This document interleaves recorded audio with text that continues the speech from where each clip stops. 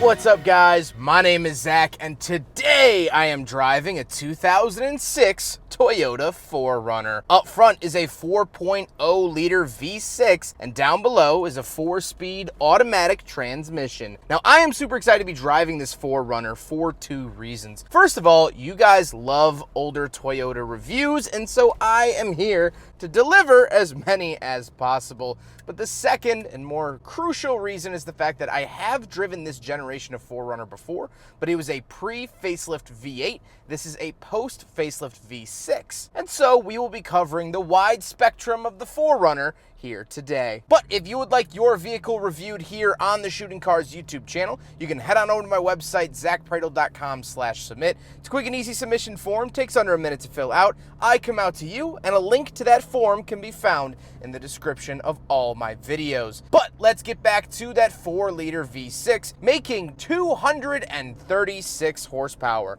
Well, horsepower doesn't really matter. It's a big V6 that is going to do the work. These engines are really reliable, especially 2006 onward, where they actually revised it a little bit so there's less of the head gasket issue that plagued the earlier 4-liter V6 engines in the 4Runners. But when I say these engines are dang near bulletproof, I truly mean it, because this is a one-owner 4Runner, or should I say one family-owned 4Runner, and back when this vehicle was new, it went quite a while without an oil change. Almost 20,000 miles without an oil change. And then the owner went 50,000 more miles without an oil change. That's right, this 4-liter V6 in this 4Runner went its first 70,000 miles without an oil change. Now, the current owner, the grandson, who owns it and drives it now, has sent me pictures of what the engine looked like, and they had to pick a bunch of sludge out of it, but they sealed it back up, filled it back up, and now it has run over 226,000 miles. Of course, it now regularly gets oil changes, but for an engine to go 70,000 miles without an oil change and no catastrophic issues is one thing, but to go 150,000 more miles after that, that is some beautiful Toyota engineering. Now, like I said, paired to it is a 4-speed automatic transmission.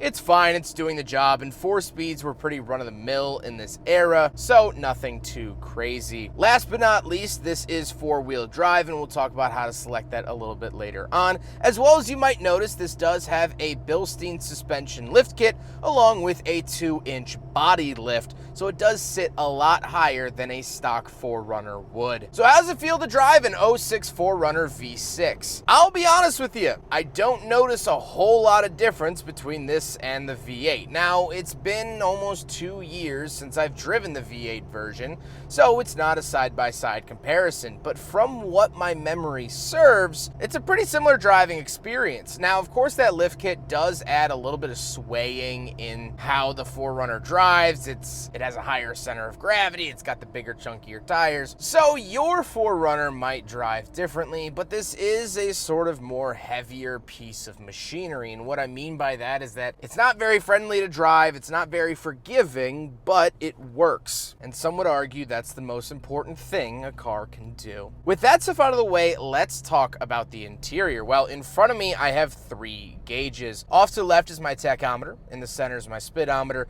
and off to the right is my fuel and coolant temperature. On the steering wheel, I do have controls for the volume, skip track, and mode, and some dead switches off to the right. I do have cruise control on a stalk off to the right, and the overall steering wheel does feel like it's from 2004, but this is 2006, so you know, what can you do? It's right in that era. Off to the left, I do have a climate control vent, gauge dimmer switch, a aftermarket LED light bar button, my center locking diff, and some other added switches from the owner. Moving on to the door, we do have a speaker on the door, which is kind of interesting. Power mirrors, power locks, and power windows down by my left shin. Moving into the center, we do have the stock Toyota radio. They are very hard to find these days, the stock stuff, because most people swap them out. So enjoy this Toyota radio from 2006. I have CD, folder, tune file, disc aux.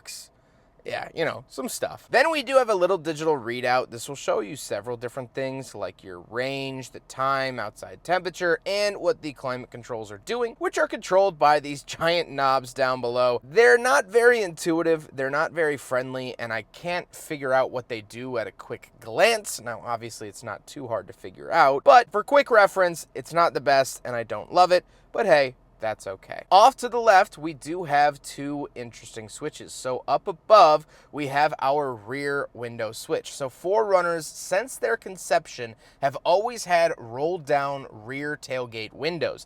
Ever since the first official 4Runner in 1984, they have done this, and it's one of my favorite features of the 4Runner. Driving with the sunroof open, rear window down creates a slipstream through the car that feels amazing on a summer night, and I love it, love it, love it. But down below that, we do have our 4-wheel drive settings for 2 high, 4 high, and 4 low. Then we do get a little openable cubby, and we'll move down to the cup holders. So we will do a big friggin' bottle test here in the '06 Toyota 4Runner, and I'm very happy to report that it does in fact pass my big friggin' bottle test. Then we move down the center console. We do have this openable coin holder cubby with a 12-volt outlet. Probably was an ashtray in a previous life. And off to the right, we have the shifter. It's the jigsaw style shifter from Toyota. They still use this in some of their vehicles here in 2023, which is insane.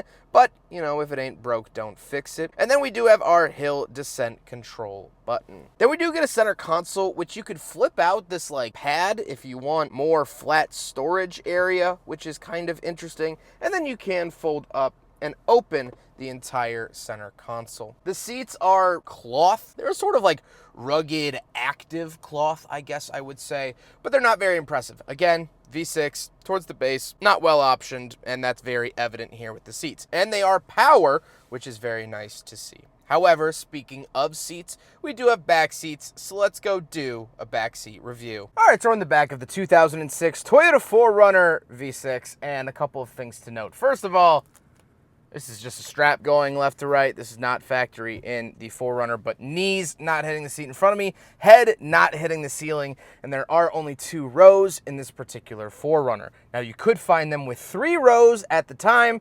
They're a lot rarer, but you could, but this does not have that. Seats have the same material as the front seats. I do have 2 climate control vents, and we do get a center console with some pop-out giant cup holders, which do in fact pass the big friggin' bottle test as well. I don't normally test backseat cup holders, but I guess the 4Runner gets a double pass. Other than that, not really much to write home about back here. Very, very basic, very simple, kind of what the 4Runner is known for, but gotta talk about it anyway.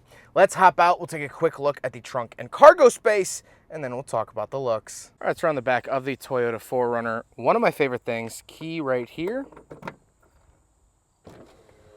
Turn it to the left, and the rear window comes down. Hold it to the right, and the rear window comes back up. One of my favorite hidden features of the 4Runner. But we do have a latch right here in the center. Pull it up, and here we are in the back. Something interesting is that I do get these mirrors at the corner.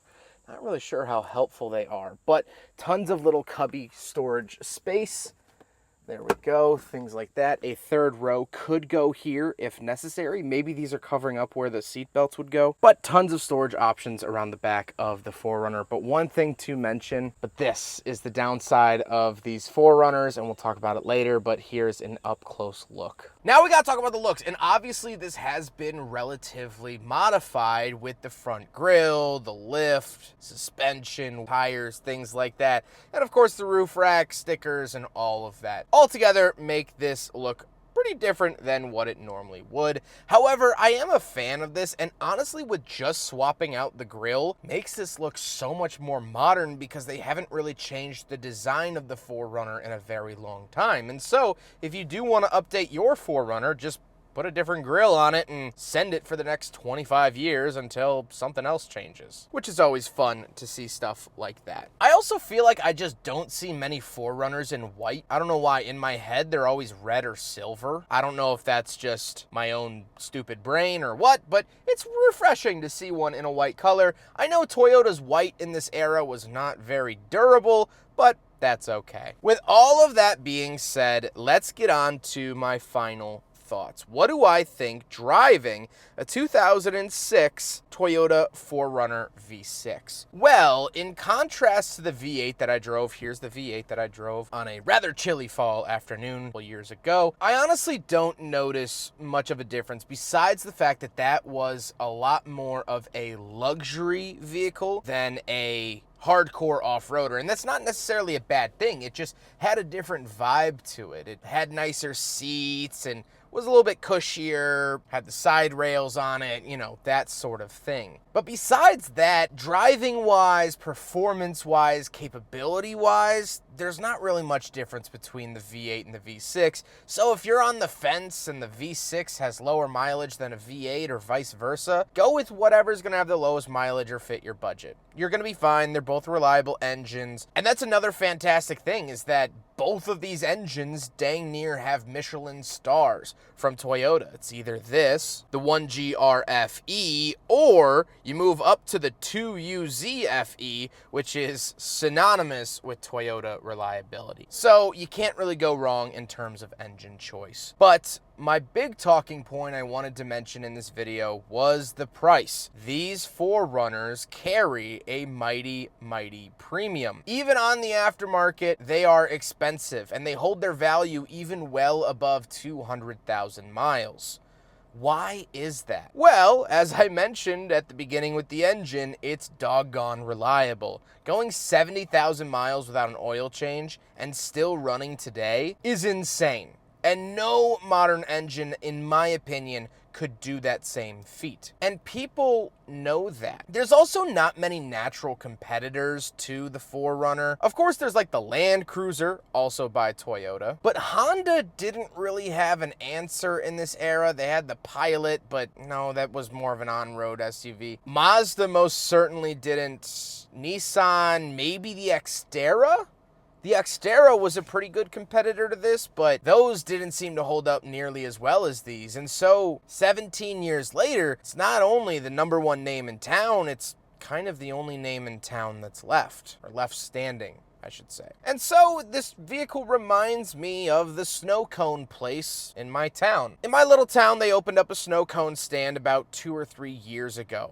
And for whatever it is, the snow cones never lose their flavor. You never get to a point where it's just solid ice chunks and you're picking at it with your straw or spoon like you're trying to get through the Northwest Passage. It's a little expensive, but you know you're gonna get a quality snow cone. That's how these Toyota 4Runners are. It's gonna be pricey, but you know you're gonna get a pretty good vehicle. The only Achilles heel with these 4Runners is going to be the rust. So find one from the south that doesn't use salt, because this living its whole life in the Chicagoland area, there's a couple of spots on the frame that would make Swiss cheese blush. But if you can find a clean one, whatever mileage it's at, it's going to be a solid vehicle. And that can't be said about any of its competitors, and that's why these carry a premium. It sucks. I wish I could find one on every street corner, but I can't. At least I'm happy that they exist at all. I hope you guys enjoyed the video. Huge thank you to Max for letting me take out his Toyota 4Runner and sharing his story with me, which is quite the interesting story. Max has been awesome to work with. I wish him all the best in his future endeavors, and I appreciate him making this video possible. But I hope you guys enjoyed the video. Don't forget to rate the video, comment on the video, and subscribe if you really liked it. Take care, guys.